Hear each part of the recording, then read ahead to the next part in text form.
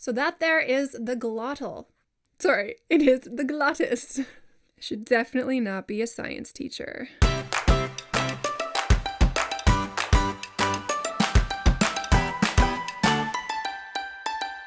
If you've never heard of the term glottal stop, don't worry, I hadn't heard of it either until I took a webinar with James Andrews at Edge Studio.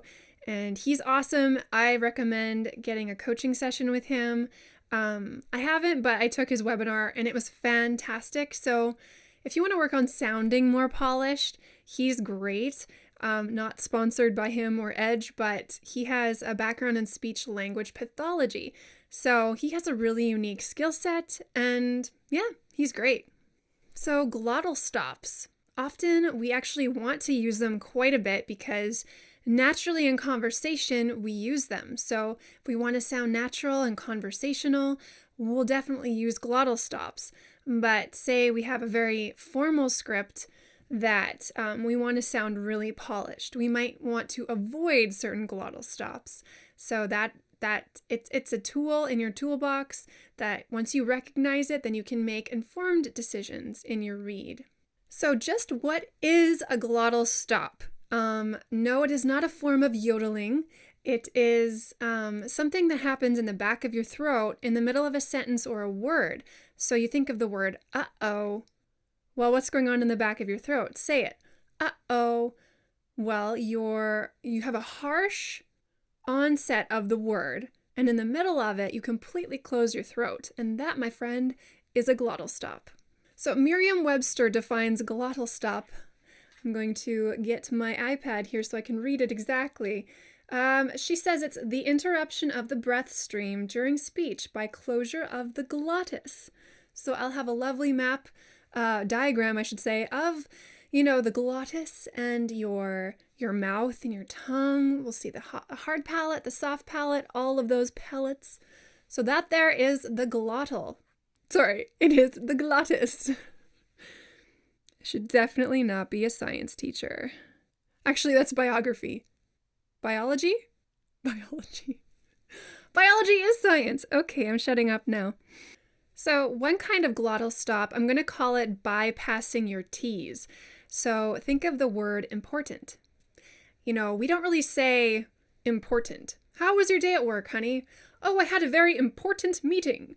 We don't really talk like that. So we bypass those T's and we say, it was important, an important meeting. So if we look at the sentence, the Matterhorn is a very important mountain. You can say it. The Matterhorn is a very important mountain. So see, if we avoid all glottal stops, we'll sound very robotic. And so basically you're bypassing the T and you're just saying mountain. And this is a standard glottal stop. A non-standard glottal stop is when you add in another vowel to it and you say mountain, import in. So I love this YouTuber, Stephanie Harlow. She's from Rochester, New York. So she does that kind of glottal stop quite often, and I think it's adorable. But we don't want to use it in voiceover. The next one is vowels. Can I have a vowel? Not with the glottal stop. So when you have a vowel at the end of one word and the start of another word, it's very common to close the throat between those two things. To everyone, to anyone, take all the things. So just, feel it in the back of your throat when you're practicing these, and you'll notice when your throat is closing. We take the sentence, Amy eats almonds. Amy eats almonds. Whenever you have a really harsh onset of the word, Amy, it almost acts like a consonant. So we don't want that. All this glottaling, I need some water. So when to use glottal stops? Well, the standard type of glottal stop I mentioned, bypassing your T's, this is what we do in conversation all the time. So you're definitely going to want to use this type of glottal stop in your conversational reads, trying to sound really normal, natural. But if the script calls for a more formal read, well, that's a little clue that could give you the edge in your audition where you might want to include one of those T's. So typically at the end of a word. So if we're saying, my meeting was really important, you might want to say the T at the end. So if you say, my meeting was really important, or important, you might want to use the last T in that word. But you really need to use your judgment and figure out what makes sense for you and what feels natural. So when to never use a glottal stop? Well, the ones I was mentioning about your non-standard glottal stop, so mount in, we don't want to do that. And then anything with vowels in it. So if you're getting feedback that's saying your read is kind of choppy, or like smooth out your read, it's probably you're getting caught on these vowels in the sentence that's causing a glottal stop. So you want to really work on smoothing that out and getting rid of the glottal stops. So if I see a script, I read through it and I'm like, oh, there, I did a glottal stop, and then I'll highlight it in red or something. So get into the habit of figuring out where you're getting caught, and then you can make little notes for yourself.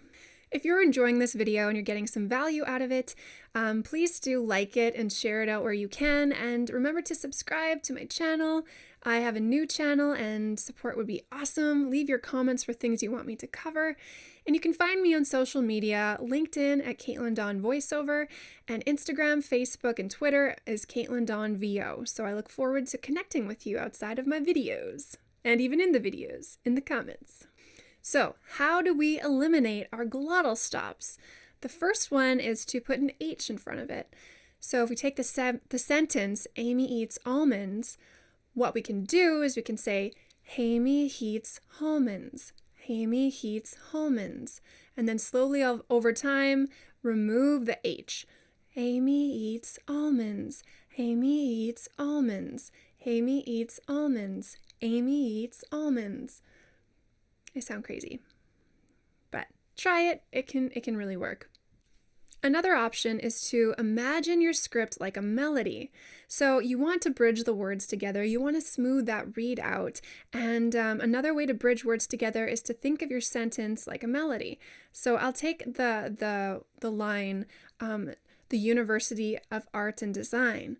So I would get caught on the word art, the University of Art and Design. But when I sing it, the University of Art and Design, well, the back of my throat never closes because we don't do that when we're singing. There are no glottal stops in singing. So when I speak it, I can hear that I'm getting caught on the A. When I sing it, it's totally gone. So what you can do is you practice, and if you see that you're getting stuck on it, sing it. You don't have to be a beautiful singer, but then take note of what the back of your throat's doing, and then, do whatever your throat's doing in your read. The University of Art and Design. The University of Art and Design. One thing we do, and I don't know if it's considered a glottal stop, but I don't think so, but we'll say to everyone. I mean, it does set you up for the glottal stop to, because we are closing the throat. So you want to get really good at to everyone, for everyone. Ooh, quickly get into the habit of making a ooh, to everyone, to anyone. So the next tip I have for you is when you have the word the before a word that starts with a vowel, you can change the word the to the. So if you take the example of the apple, well, I'm going to have a really bad glottal stop there because I'm setting myself up for one. But if I change it to the apple, that smooths it right out. So every time you've got a word that begins with a vowel and you have the word the preceding it, turn it into the.